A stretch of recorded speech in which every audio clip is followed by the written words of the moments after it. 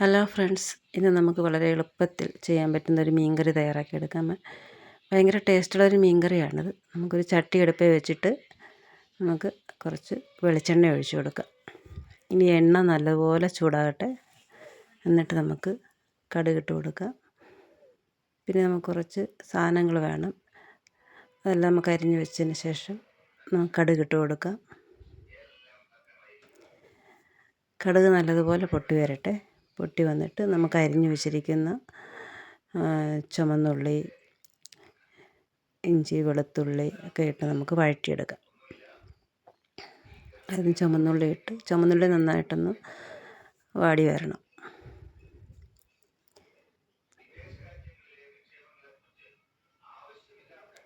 നല്ലതുപോലെ ഒന്ന് ചുമന്നുള്ളി വഴറ്റട്ടെ.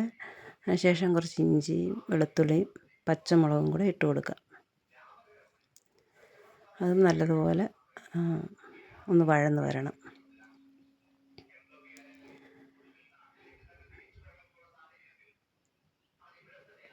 ഏകദേശം നന്നായിട്ടൊന്ന് വഴന്ന് വന്നിട്ടുണ്ട്.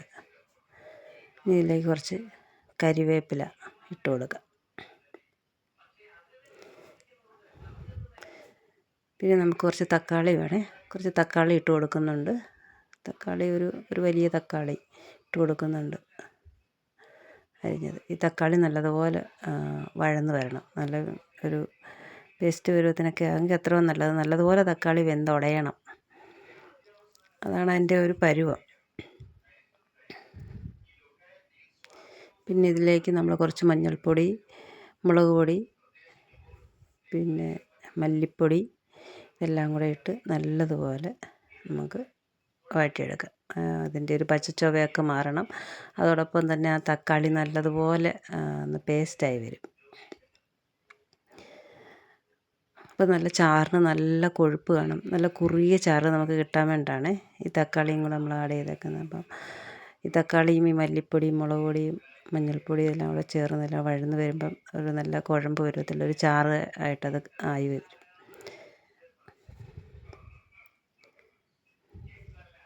ഇനി ഇതിലേക്ക് പാകത്തിന് വെള്ളം ഒഴിച്ചു കൊടുക്കാം. ഒരു കുറുകിയ കറിയാണിത്. അപ്പോൾ നമുക്ക് അധികമായിട്ടങ്ങ് വെള്ളം ഒഴിച്ചു കൊടുക്കണ്ട. ചാറ് നല്ല മീനിട്ടാലും വെന്ത് വരുമ്പോൾ നല്ല കുറുകിയിരിക്കണം. നല്ലൊരു കുഴമ്പ് പരുവത്തിലിരിക്കുന്ന ഒരു കറിയാണിത്. പിന്നെ ഇത് നല്ലതായിട്ടൊന്ന് തിളച്ച് വരണം. ഇതിലേക്ക് ഈ സമയത്ത് നമുക്ക് പാകത്തിന് ഉപ്പ് ചേർക്കാം.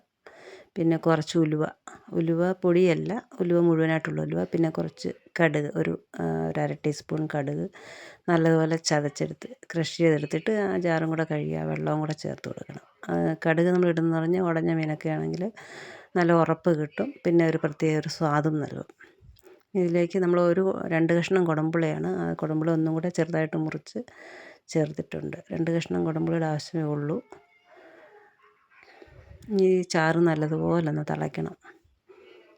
ഈ സമയത്ത് ഉപ്പ് വേണമെങ്കിൽ പാകം ഉപ്പൊക്കെ നോക്കിയിട്ട് ചേർത്ത് കൊടുക്കുക. എന്നിട്ട് നമ്മൾ അതിലേക്ക് മീൻ ചേർത്ത് കൊടുക്കണം. ചാറിൻ്റെ അളവ് കണ്ടല്ലോ. ഈ ഒരു അളവിനാകുമ്പോഴത്തേക്ക് ഇത് വെന്ത് വരുമ്പം നല്ല കുറുകിയ കറിയായിരിക്കും നമുക്ക് കിട്ടുന്നത്.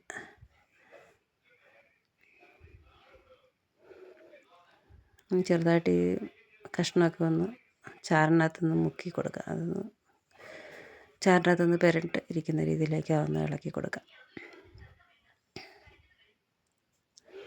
ഇനി ഒരു മീഡിയം തീയിലിട്ട് ഇതൊരു നല്ലതുപോലെ ശരിക്കും പറഞ്ഞാൽ ഒരു 15 മിനിറ്റ് വേകണം. അപ്പോൾ നമുക്കൊന്ന് അടച്ച് വെച്ച് വേവിക്കാം.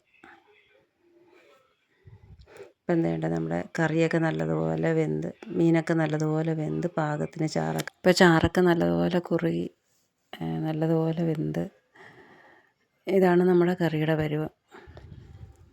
വളരെ സ്വാദുള്ളൊരു മീൻ കറിയാണ്. എല്ലാവരും ഇതൊന്ന് ട്രൈ ചെയ്ത് നോക്കണം കേട്ടോ.